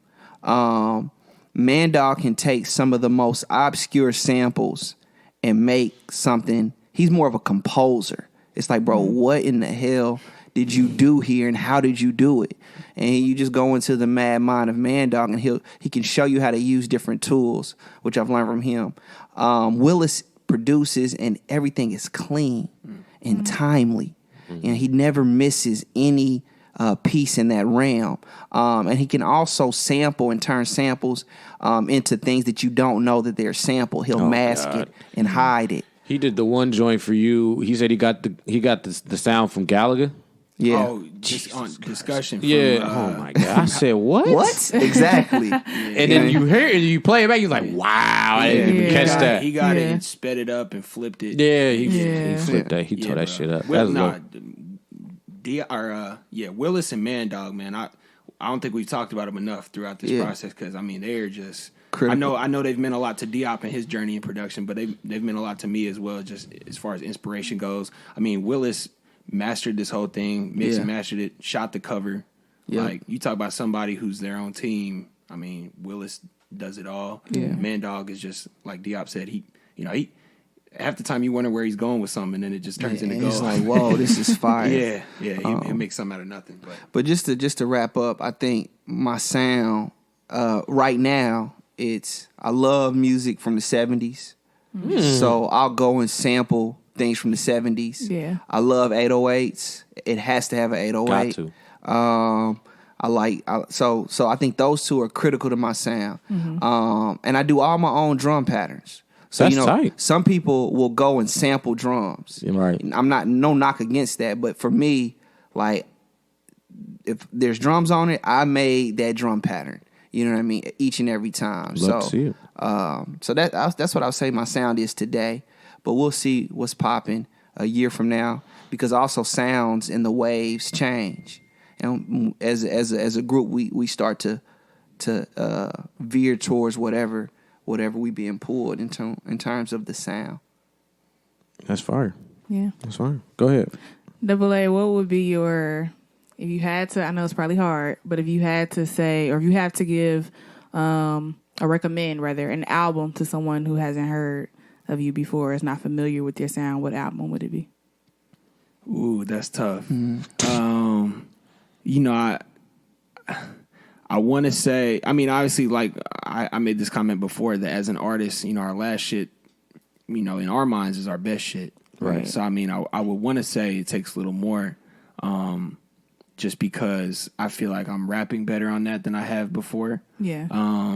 But it was also a collaborative project, which I think showcases Diop as well. But if you're just asking about me personally, I don't know. I'm torn because while I think I'm rapping better on It Takes a Little More, I also feel like that doesn't showcase all that Double A can do, if that makes sense. Like, it's not a full spectrum of the Double A sound. Yeah. I feel like, it was diverse, and I was doing different things on it. I even sang on it a little bit. But I also think that, I know G that may not necessarily agree, but I think, How Soon They Forget was, to me, one of my strongest overall releases, just because I think from top to bottom, I didn't think it was any filler. Diop was huge. It was a very big instrumental part in the process of that album, just, kind of bouncing ideas off and being in the same room just creatively in some of those sessions, just making sure that everything was really crispy and hit. To me, I thought everything hit. I was in the pocket on everything. If I was going to gas myself up and talk and really say I was in my bag on something, I would show people How Soon They Forget. But as far as just rapping ability, if I was talking to somebody who was a fan of Run the Jewels, I would show them top. All right, It Takes a Little More, because I was rapping on it. But so I think as far as rapping skill goes, I would show them It Takes a Little More. But I mean, as far as just like a full song with shit that maybe you could hear more on the mainstream end, I would show them How Soon They Forget. Okay. I know that was a long-winded answer. No, to a you simple good. question. No, you good. Couple more, and then we can get up out of here, man. Me and Brittany both wrote this question down. So Separately. Separately, I don't know how it happened. Dope. So I guess the question is both for you. Brittany asked it for Double A. I asked it for you, Yop. What is where did it go? I know what question you're talking about. Yeah. What would you say has been your best piece of advice that you've ever received gotten, from someone? As relates to music, okay. I'm thinking, honestly, and my first thought goes to this man to my left, which is Diop, for those who can't see. He has given me so much good advice. And I know there's a lot of guys who I'm friends with in the music scene that can attest to that as well. I talk with Willis a lot. Willis has received a lot of advice from Diop. It's like this. He's such an open dude with wisdom. He doesn't shelter himself off for giving people gems as far as like stuff that can help them. He's extremely helpful, and he knows a lot, and you could probably hear it throughout this interview. But I think one of the biggest things was I remember after I did a show for Treese. It was like the Christmas show. Was that the end of 2018? Yeah, the end of 2018. That was 18. And, at Vogue. At the Vogue. And me and Diop performed on that, and it was all right. I mean, it wasn't the greatest turnout. It wasn't the greatest set, but after that, me and Diop were just kind of talking, and that was kind of the first time it hit me that I was like, I don't know if I like love it like I used to. And man, one of the best pieces of advice was from Diop, and he pretty much just told me, that's okay. What else can you do? How can you stay relevant? And that was where we had the conversation of like, with the whole lap thing of Indianapolis. It's like, you've done a lot, and it's kind of okay to take a step back and focus on things that you want to focus on. And because he kind of told me, he had that same process himself, and we kind of spoke on that earlier. But it just kind of I was at the moment in my career where I was feeling like, am I fucking up for thinking that? Yeah. And he pretty much told me I wasn't, and how to stay true to myself and still love what I do. So I don't know. I credit Diop a lot for my stability in the process of growth. I appreciate it, bro. And honestly, if you're not thinking that, then that's a lot of times when people can become static. Right. You know what I mean? Stagnant, I should say. Yeah. Best piece of advice. That's a hard one because I got a lot of great people in my life. That's good to have. So yeah, but I think right now, which is kind of similar, I think the best advice does come when you're frustrated with it. Right. Because there's a lot of artists who put down they gift and never pick it back up. I got some of my family. I just wish they would, but I think I was frustrated. I've had many frustrating moments because honestly, this may sound big-headed, but I feel like if we was in any other market, major market, we would not have to worry about paying our bills. Because our art, I feel like our art is that good that would be a second thought. But we're not. And we're not for a reason, whatever that reason may be. But you can become frustrated. I can listen to artists I admire and be like, that project ain't fucking with the one I just put out. Right. Yeah. But it don't matter. Yeah. You can't measure yourself off of that. You can get frustrated off of that. So then when you put that all out, then you ask yourself, you know what I mean? I ask myself, well, why am I doing it? Mm-hmm. And that's a question my pops asked me. He said, well, why are you making music? Why are you making art? And it wasn't so much so to have a final answer. Right. But it's to ask that question throughout the whole time. Your process. Yeah. Exactly. Because that will change. And once it does change, how you feel about that dictates what you do. Exactly. So I think that helps me a lot. Deal with the frustration and then deal with, we set these expectations that are sometimes created by people outside of us, by people outside of our communities, but never really think about, is that practical or applicable here? Right. So then what does that mean for me here? And am I okay with that? And if I am or if I'm not, that should be in alignment with why I'm doing this. Right. So I think that's probably one of the best pieces that I try to ask myself. It's fire. And I went through that as well. I mean, I contest to it. And, when sometimes you got to sit back. I had to sit back and just realize, like, hey, like, I'm doing a lot of things for others and I haven't done anything for myself. And so I got to sit back, like, what do I want from this? What do I want to get from this? And that's real. And it's cool. I think it's dope that you heard it from your father, but that's something that you continuously re-ask yourself. Yeah. So it's almost like subconsciously coming from yourself now. It is. Something that you getting, which is dope. But yeah, just closing out, man. So top 5, Heat Check, Miss Darling. What's the one y'all gonna try to perform? Man? What's the performance track? Y'all went through that yet? Nah, I mean, really. Well, it's on him. I mean, Yeah. so like, for me, my favorite song is Heat Check. Mm-hmm. My favorite beat is Purpose. Yeah. Mm-hmm. So I would say, but I mean, they all fire. So I would have no problem performing all of them. The whole joint. I will say, yeah, I think Diop was in his bag on Purpose. I think he was in his bag on all of them, but that Purpose beat just hit something different, and he came with, man. I think I'm gonna sound cocky. I think I bring the best verses out of Diop.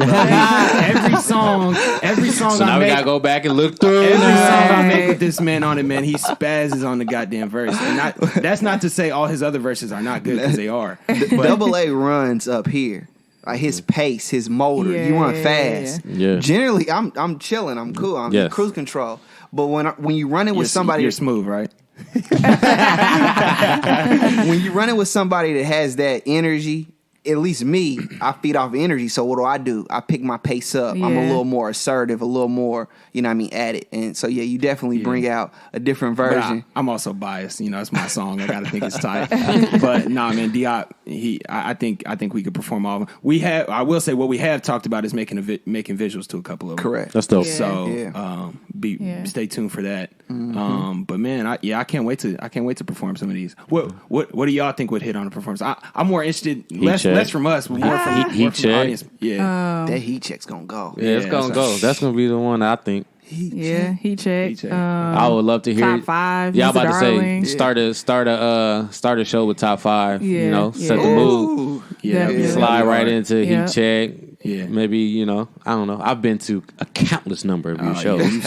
So I'm sorry. And one thing I want to say, I don't know if I ever told you this, but you are a great performer. Absolutely. Thank you. Jesus Christ. Like, it's crazy. I think the energy that you bring, and even I love when you do the come a little closer. Right. Like, you really try to like bring people into your space, so they can really feel you. The eye contact that you do is impeccable. Like, I don't know, like your confidence. It's a real confidence that you have with performing. Thank you. And it translates well. So thank you.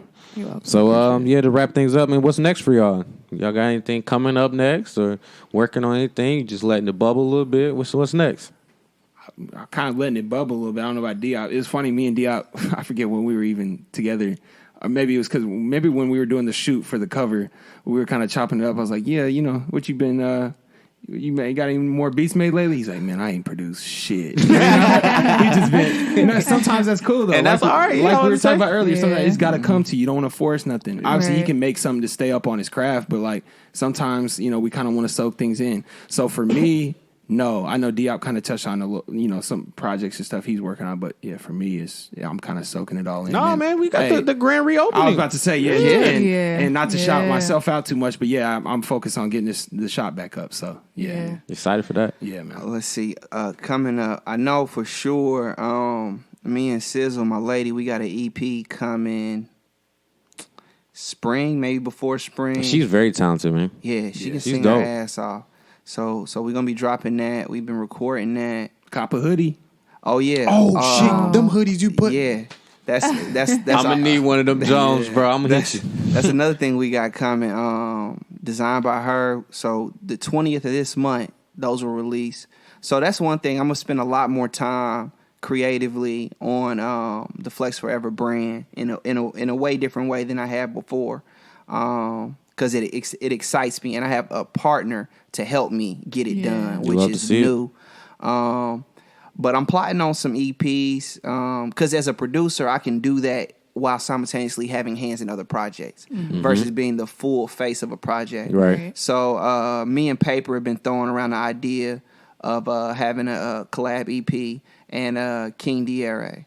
Okay. So we'll see. But I plan to stay active. And if the creative juices hit me, you'll get something from me in 2020. That's fire. So at this point, we normally go through some lobs. I don't have any, but I thought it was fitting to have our lob be, make sure y'all check out. It takes a little more. Yeah. From Double A and Diop. That's it, man. So make sure y'all follow us on Facebook, follow us on Twitter, Instagram. Always leave us reviews. Hit us with music that y'all want us to review, talk about, and also follow our Apple Music profile as well. We're gonna be dropping playlists throughout the year in 2020, just to give y'all some vibes. Hey, shout out to y'all too, giving in-depth discussion and having artists on here from the city. So. Appreciate that. Out of the game. Yeah, we out on that note.